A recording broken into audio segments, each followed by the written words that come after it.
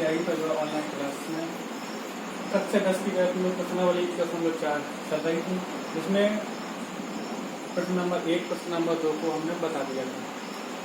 तो उसमें एक क्वेश्चन था आपका 8वां दूसरे, पहले के 8वें आपका था 6/15। 6/15 क्या है, ये इसको अगर हल करते हैं तो 3 दूनी 6 7 प्रसार थे, ठीक है 7 प्रसार थे, तो इसको क्या हल कर लेते हैं तो आपका आ जाता है 3 दूनी 6 तो 3/15 2/5। 2/5 की रूप क्या आ जाती थी, तो जी आपकी क्या हो जाएगी 7 प्रसार आपका था। तो इसको हल कैसे करेंगे, तो इसको हल करेंगे यहाँ पर कर देंगे 2 का गुणा, 2 का गुणा कहाँ करेंगे ऊपर, तो आपका हो जाएगा 2 दूनी 4, यहाँ पर हो जाएगा 10, 10 का भाग देंगे तो आपका आ जाएगा 1.5, क्योंकि हमारा छूट गया था सवाल, तो इसको आपका 7 प्रसार है आपका ये, तो 7 प्रसार था, तो इसलिए इसको ऐसे हल हम कर सकते हैं, ठीक है। तो ये छूट गया तो इसलिए हमने तो ये बता दिया। अब आपको ध्यान रखना है कि तीसरे सवाल में क्या है, तो तीसरा सवाल आपका लास्ट सवाल इस प्रश्नावली का, जो भाषा वाला सवाल है, तो कुछ समझ लो कि हमें कितना क्वेश्चन पूछा है और कैसा लिखना है परीक्षा में। तो इसमें दिया गया है कुछ वास्तविक संख्याओं के दशमलव प्रसार नीचे दिए गए हैं। तो वास्तविक संख्याएं हैं, तो वास्तविक संख्या आप जानते हो परमेय संख्याओं के समूह को वास्तविक संख्या कहते हैं, ठीक है। तो आपके परमेय भी हैं अपरमेय भी हैं, ठीक है। तो प्रत्येक स्थिति के लिए निर्धारित करो कि यह परमेय संख्या है या नहीं। तो हमको ये बताना है कि ये परमेय संख्या है कि नहीं। यदि यह परमेय संख्या है, अपरमेय तो कोई बात ही नहीं है, अगर परमेय संख्या है P/Q की रूप की है, ठीक है। परमेय संख्या कह दो 4 और P/Q की रूप की कह दो, वही बात वही है। तो आगे क्या कह रहा है, Q के अभाज्य गुणनखंडों के बारे में क्या कह सकते हैं।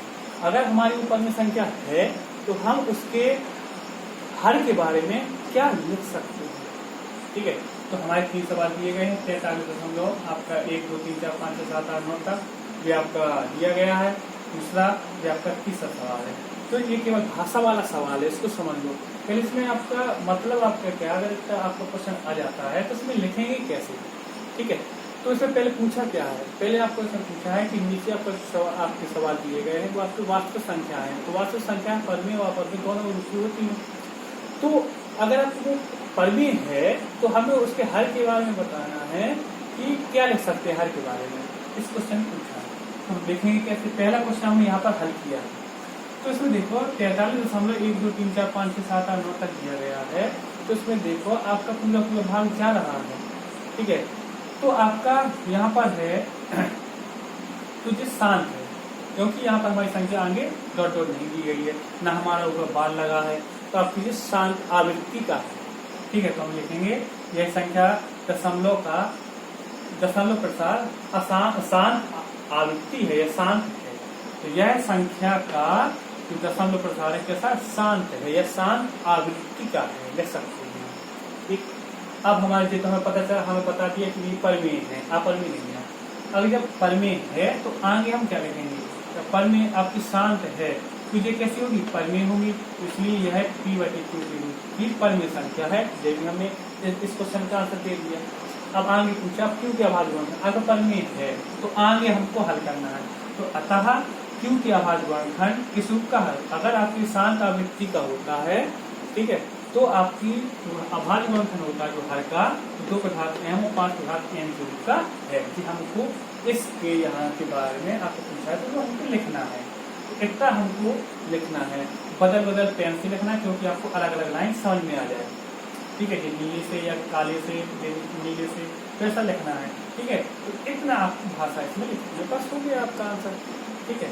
अब देखो आपका दूसरा सवाल ये दिया गया है, तो आपने पाठशाला कक्षा 9 में पढ़ा है। अगर इस प्रकार का कोई सवाल होता है, देखो 12 है 120 है, आपकी 1 जीरो या 2 जीरो है या 3 जीरो, इस प्रकार अगर आपको सवाल होता है तो आपका होता है आसान अनावृत्ति। तो यह संख्या दशमलव प्रसार की आसान अनावृत्ति का है, ठीक है। तो अनावृत्ति होती है, अगर देखो परमेय संख्या का जो दशमलव प्रसार होता है वो 2 प्रकार का होता है, एक शांत और एक अशांत आवृत्ति का, आवृत्ति, ठीक है, शांत और अशांत। परिमित संख्या आपकी दो प्रकार की होती है, शांत आवृत्ति की और अशांत। लेकिन जब अनावृत्ति आ जाए, ठीक है, तो अशांत अनावृत्ति, इसलिए वो अपरिमेय हो जाएगी, तो यह संख्या अपरिमेय संख्या है। अब तीसरे में देखो, बिल्कुल वैसी सवाल है पहले और तीसरे में था, बस यहाँ पर क्या लगा, बार लगा है, तो इसका मतलब ये बार बार संख्या वही आएगी, तो बार बार वो संख्या आएगी, तो परिमित संख्या तो होती है। तो हम यहाँ पर अगर आपका तीसरा सवाल यहाँ हल करना चाहे तो यहाँ पर बार लगा देना। तो यहाँ पर लिखेंगे संख्या दशमलव प्रसार अशांत है, अशांत आवृत्ति का है, ठीक है, अशांत आवृत्ति है, इसलिए यह P/Q के रूप की परिमित संख्या है, ठीक है। अशांत अनावृत्ति नहीं होनी चाहिए, आवृत्ति तो खूब रहेगी, अशांत, लेकिन अशांत अनावृत्ति न रहे, तो ये परिमित संख्या होगी। जो परिमित संख्या होगी तो यह क्यों की अभाज्य गुणनखंड 2 के घात एवं 5 बटा m के रूप के नहीं, नहीं, बस कितना आपको बदल जाएगा भाषा तीसरे सवाल में। तो इस प्रकार से हमारे ये प्रश्नावली पूरी हो जाती है, ठीक है। जहाँ जिसको दिक्कत हो तो कमेंट बॉक्स पर कमेंट कर देना, तो आपकी दिक्कत आपकी पूरी हो जाएगी, ठीक। अब आगे जो प्रश्नावली है, बहुपद आपके कोर्स से हटा दिया गया है, आपका जो अगला चैप्टर है दूसरा।